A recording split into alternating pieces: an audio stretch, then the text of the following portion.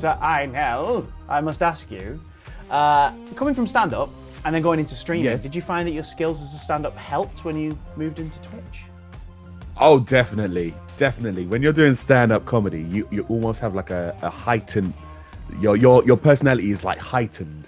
And I guess that comes in useful when you're presenting things or you're presenting yourself to camera. And also, like, stand-up's all about kind of keeping people's focus and keeping people entertained for long periods of time. And that's exactly what you do on stream. You need to keep your viewers entertained, whatever you're doing, whether you're playing a game or you're just chatting with them or you're doing something else like crafting or whatever, or creating music.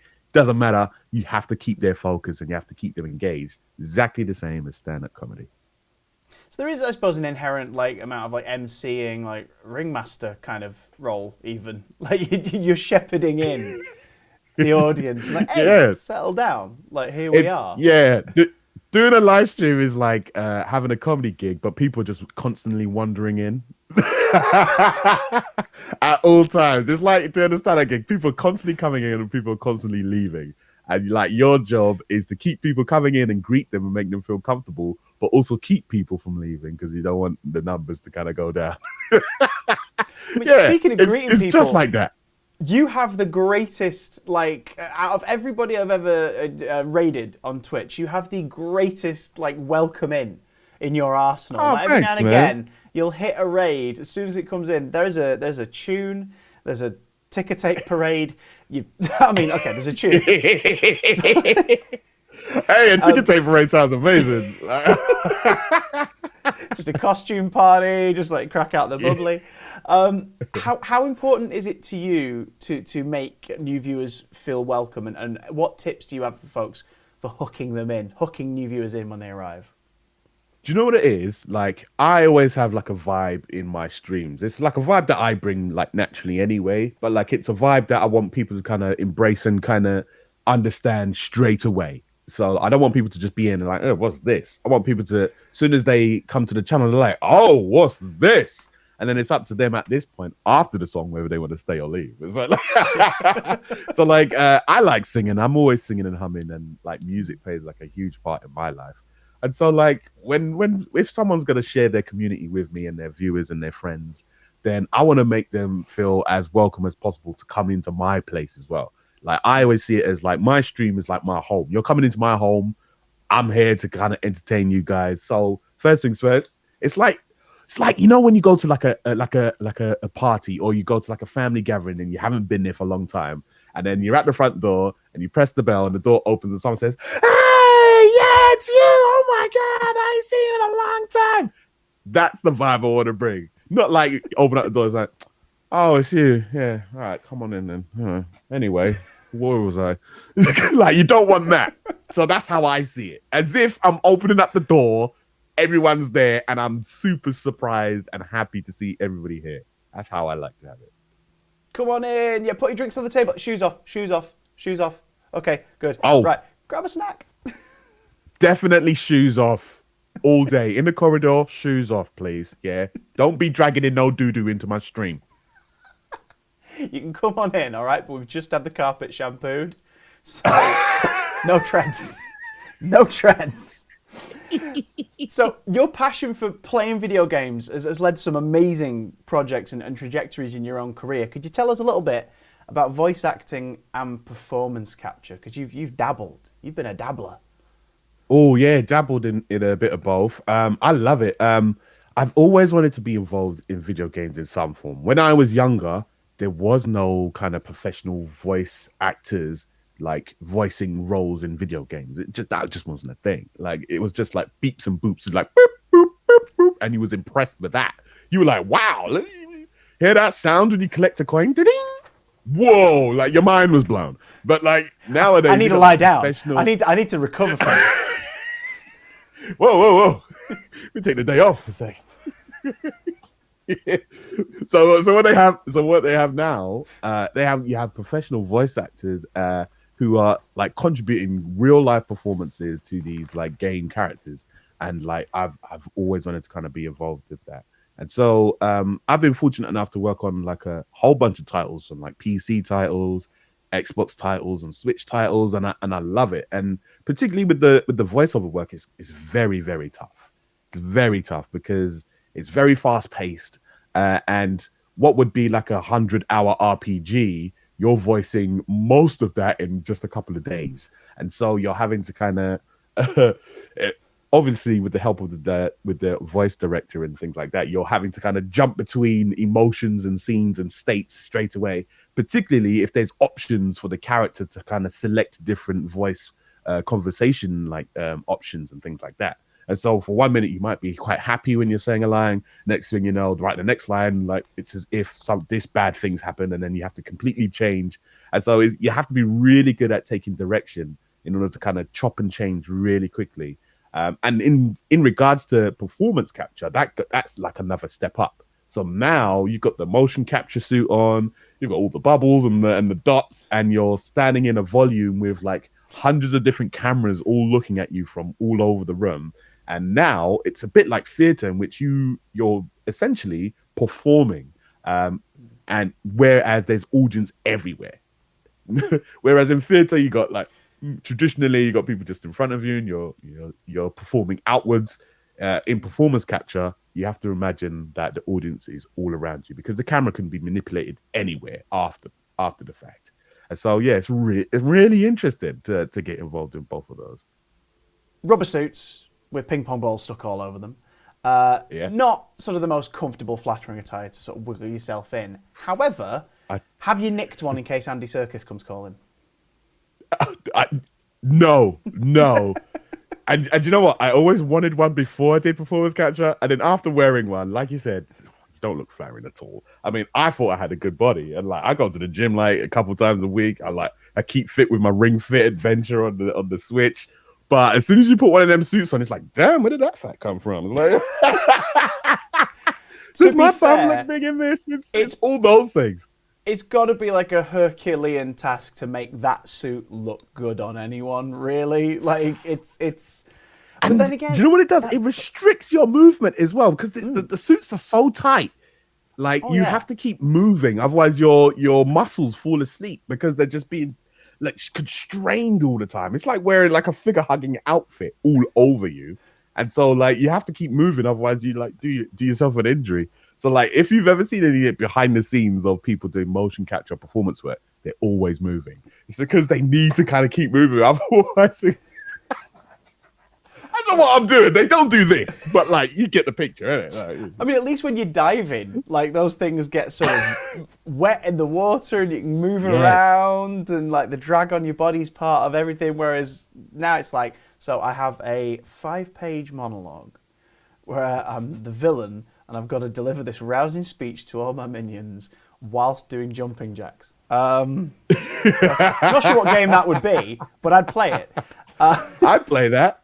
Sounds like DLC though, more than the main entry. It's like in the next Tom Clancy. Okay, men. So you've begun developing your own game. What can you tell us, and how have you found the process so far? So hard. I can't lie. I have such a huge respect for any game developers, particularly indie game devs who like in really small teams, and they're having to create the games, like do most of the craft and the coding and the designing themselves. Like huge respect because it's incredibly hard. I've been learning how to create games on a number of different engines.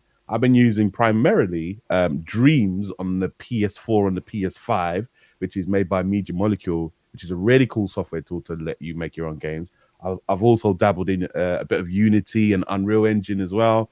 And then recently, Nintendo's even come up with their own one, Game Builder Garage, that I've been dipping my toe into. Like, I know there's a lot of different programming languages, but some of them are quite similar in the concepts in terms of how they convey logic and things. But it's wrapping your head around just to do simple things, like just to move player one from A to B with a controller takes a whole number of different bits of coding, and then have player one not collide with any of the balls because you're like, oh, I've got the player moving now. Okay, now they're walking through the walls.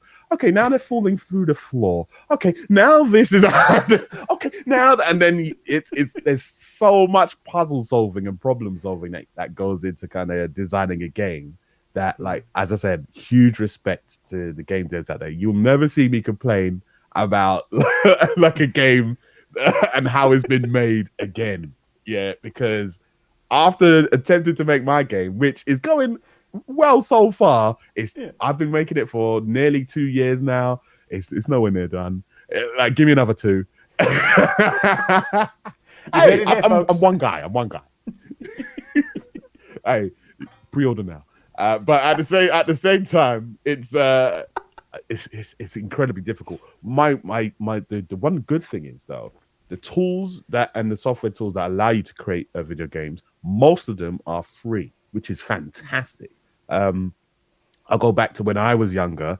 A lot of if you wanted to code your own video games, you had to have a PC, and PCs were very expensive back then, and you had to literally teach yourself how to code like C# or C++ or whatever, any of those the ways of kind of coding games, and you had to know that stuff, and so like the barrier to entry was super high. Whereas now, as I said, like with some of the software tools now, there's literally tutorials all over the place. YouTube, you can go on YouTube. There's a tutorial how to do anything on YouTube, and a lot of these engines like Unreal, like Unity, they're free to use, free to anyone who has like access to like a smart device. You can start making your own video games. Amazing. Not just making them, are you, though? You're talking about them on the reg, because last year, Press X to continue. Segue, I know. Press X to continue kicked off on BBC Sounds. You're one of the panelists on the show, talking about video games on the regular on there. But it was a show that was put together during the 2020 pandemic. So what challenges did that present to getting this show on the road? Yeah. Except not on the road. It was.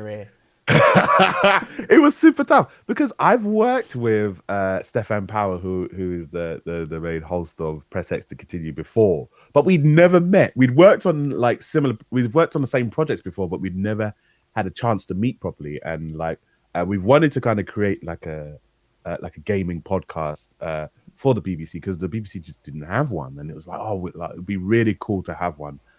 To kind of represent gaming, because gaming is such a huge aspect of my life and so many other people's that it feels like an oversight not to have one. And so it's like, right, we've got to put one together, and it's quite troubling because obviously not troubling, but like because of the pandemic, we had to kind of record everything from home, including like the guests that we had on and the other contributors as well. We all had to kind of make this podcast over Zoom. And it posed a number of different challenges because we wanted to play all these games together. We wanted to kind of hash it out like in a proper round table, all of us in a room talking about the games we're playing, maybe playing the games at the same time, sort of thing. But hopefully we'll be able to do those things in the future. But in regards to how it sounds, I think a lot of people really enjoyed it. It sounds like we're all in the same room, even though we're not. And there's a lot of banter as well, which is quite fun. And it's lighthearted because everybody is like a gamer. Everyone's like different level of gamer. Like, as long as you play games, you're a gamer, right? But not everybody's got all this like massive knowledge about games. And we want it to kind of be as inclusive as possible. We don't want to put people off by talking about, well, in World of Warcraft, when you do that, when you're playing as we don't want that kind of vibe. Like, we want a vibe to be like, it doesn't matter what games you play. Have you played it before? It doesn't matter if you've played this before. It doesn't matter. We're just here to celebrate games, talk about games, and have a good time. And I think that's what's resonated with people. And I think people really like that kind of aspect to it. But yeah, it was very tough to organize. We all needed distractions last year, and Press X was so a brilliant one. Thank you. Although you said the secret as well is to keep it inclusive, right? Yes, I always think that's the. It's not really a secret. I think that should be a thing with everything. But it's the key to success, though, for an online game-based thing. Would you say? Keep Games Vault inclusive. Okay, sorry, just it sounds really obvious, but a lot of people, they like their little bubbles of like this is ours and we don't want to share. It's true. Like I think there is a big stigma with gaming culture. There is a lot of gatekeeping in there that it Yes. is some kind of thing you can't jump in and you can't be part of the discussion Hate unless you. gatekeeping. Yeah, like I absolutely devoured Dark Souls this morning before breakfast. Yeah, I hate what it. have you done? It's because it's like there's a form of like elitism just comes with it. It's where it's like, well, I'm better than you, and or since you don't know about this, then who are you? And it's like, no, man, come on. Like you were new to this once, and like you got ushered in by other people, or other There it people is. helped you understand what this hobby is. And so like Yeah. you should always like bear that in mind. I think with like as I said, with everything, like it's always one person's like first time for something, and it's the vibe you bring. I go back to like what the Twitch stream is like. It's like how do you want to welcome people to this hobby of yours or this love or this interest? Do you want it to be like, oh, we've got new people, or whoa, we got new people here. How you doing? Come on in. Yeah, hey, how can I help? Do you want some drinks? Right? Do you know what I mean? You can be courteous. It's easy to be positive and be nice to people and welcoming and inclusive. But for some reason, it's like it's a tough thing in the gaming world. So I want to get rid of that. I want to get rid of gatekeeping because irks me. It really irks me. A bit of a hypothetical. You've woken up, you've got a stream, you really can't be asked today. You're not feeling the day. You're knackered from a week of work. Everything's dragged you down a little bit. But you're like, do you know what? I've missed the last stream. I want to get this one in. What game do you pick to help get your mojo back? Oh, get a mojo. Oh, I can only pick one. Okay. Oh, you can pick a few. Game and Wario. Oh. Game and Wario. Yeah. Why that one? Game and Wario, right, is super rare. Well, it's not super rare. Not many people played it. Game and Wario came out on the Wii U, right? And it's a game you use to control like you use the gamepad and you use the TV to play it. And it's a really easy game. Like they're just little short mini games. Just like draw this, do that. And it's like it's very easy to play, but it's very engaging as well. And it's also fun to watch as well. It's fun to watch other people play because it's essentially a party game. And other people can play as well. I think up to like 5 people can play. But sometimes I do it on stream as well. We're just like, do you want a quick game of Game and Mario? Yeah, Game and Wario. Yeah, go ahead. And there's like a fun drawing game that I do on there. It's like Pictionary. It's basically Pictionary where you get the little stylus with the gamepad, and then it's like, all right, I'm gonna draw some pictures. Chat, you guess what I'm drawing. And obviously my drawings are trash, and I got to do it in really quickly. And there's a delay, but that's what brings in the fun. That's what brings in the fun. Carrot, yep, that's what it was. Yep, tick. Potato, bra. Okay, bra and Nintendo game. It was a bra. Yeah, you were correct when you said that. No, I'm sorry they banned you. No, mods, unban them. It was a bra. It was a bra, right? Mario would never. Wario wouldn't put it past him. Like yes. I'm looking at the screen. It's like draw a bra, and I was like, okay. Is this against TOS? It's like, am I gonna get? I got to draw it now. I got 30 seconds left. Great game. It's a great game. It's super fun to play. Super easy to pick up. Anyone can understand it just by looking at it. And it does. Yeah. The game like brings its own magic. Play that Game and Wario on the Wii U. I think you just sold a Wii U, like maybe one. Like, I don't think anyone's going to make profit from that, though. Even Nintendo, like, we didn't make any money. Give it a unless Nintendo are watching now, going like, put it on the Switch, port it now. Get it over there. Well, to be fair, they can't port it. That's the only thing because you need the gamepad and the TV. Yeah, it's going to die on that platform. The PlayStation Move controllers like found a second life as VR. I wouldn't be surprised if suddenly Nintendo were like, to play this, you need a Wii U pad, and here they are for £400, brand new. Come and get them. It's like, wait a minute, hang on. See, that was actually like, at least with the moves, you could get a hold of them because they were on the PS3 and the PS4. The Wii U, there was what? There was only a couple million made. That was it. to get a hold of one now, just to play some new games, would be an absolute nightmare. So, lastly, are there any gaming franchises as a performer you would love to dive into? Oh, there's so many, Chris. Do you know what? I would love to be the first like main black protagonist for a Final Fantasy game. We've had black characters in Final Fantasy games before, but they're side characters. The story's not about them.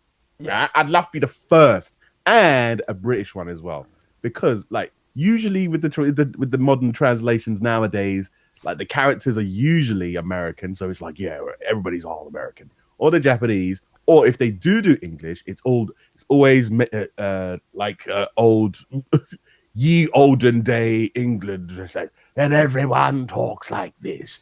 Like, to me, Final Fantasy has always been about magic, fantasy, and technology. Right? What better place to set it than somewhere that is like London, but in the future, with a black protagonist named Inel. Come on. Sorry, just is that on the rider? He has to be called Inel. How many video games have you played with a character called Inel? Very true. Well, I don't know. It depends on who the protagonist of the one you're making is. I don't know who that is yet. I'm telling you, some of the names are getting trashed now, so you need to put some Inels in there. I was playing Final Fantasy VII Remake Integrate, right? The new DLC that came out. There's a character called Billy Bob. Billy Bob. Now, Chris, I got nothing against Billy Bob. But does anyone out there know a real life Billy Bob? Because I think Billy Bob is only a name that has been reserved for movies and TV shows and apparently video games. I've never heard of a real life Billy Bob. Billy Bob Thornton? That's a stage name. It's a stage name, Chris. You telling me his real name is Billy Bob Thornton? William Robert Thornton. William Robert Thornton, sir. To you. 'Tis I. To my friends, Billy Bob. I've got to wonder as well. I've got to ask, because if I don't, it'll haunt me, the curiosity. Is there a legacy character you'd like to get your vocal cords around? There is, but there'll be a lot of controversy because most of the ones I can think of are all white characters, and so we're getting rid of this this legendary actor who has like made this character and bringing this new black guy in. Because I would love to play Solid Snake, but I know that's never gonna happen. And the controversy would be insane. It would be, oh my God, I'd have to leave social networks. Right, but just mute Come on, Chris. I would I know I'd have to delete the account before it got announced. But just so they can't tweet me. In a world of performance capture, though, right? Surely, because do you know what I mean? Like, surely we're at the point now where, like, because obviously you're using the actor wholeheartedly, not just in the booth. Why can't we just recast the characters on screen as well? Like, why can't we visually recast? I mean, them? I would love that. Why not? Like, why not? It's not like there's one or two games in a series and they're out every billion years now. If you want to carry things on, you've got to James Bond it. You've got to just start recasting. And sure, I could just do that with the voice, but why not do it on screen as well? I'd be up for that. I think so too, Chris. It'll be way more work available for me as well. I'd love it, but like at the same time, it's that backlash. Like, I'm a simple man, Chris. I want a nice life. I don't want all this animosity. I don't want the trouble. I don't want it, Chris. I don't want to go viral at my game. I do not want to be trending on any social platforms. Chris, come on. When was the last time you saw something trending positively on the timeline? What was the last positive thing? It's either, has this celebrity died? No, we thought he did, but he's trending that he did. Or you got caught in this scandal. Or it's never like, yay, I love this actor, and they're trending. It's very true. That's very true. Yeah, I just want to put out there on the timeline, I love this actor, and everything they've done is fantastic. trending. Like, it's never that. It's like, I hate this guy. Oh, I hate this girl. I like, oh, it's. So that's a pass. Sorry, on, I went way off that's topic. What was that's the a question? pass on voicing Sonic then. Okay. Oh, okay. yeah. No worries. Yeah, okay. Yeah. Sure. Yeah, Sure. I'm out for something. This guy ain't even blue.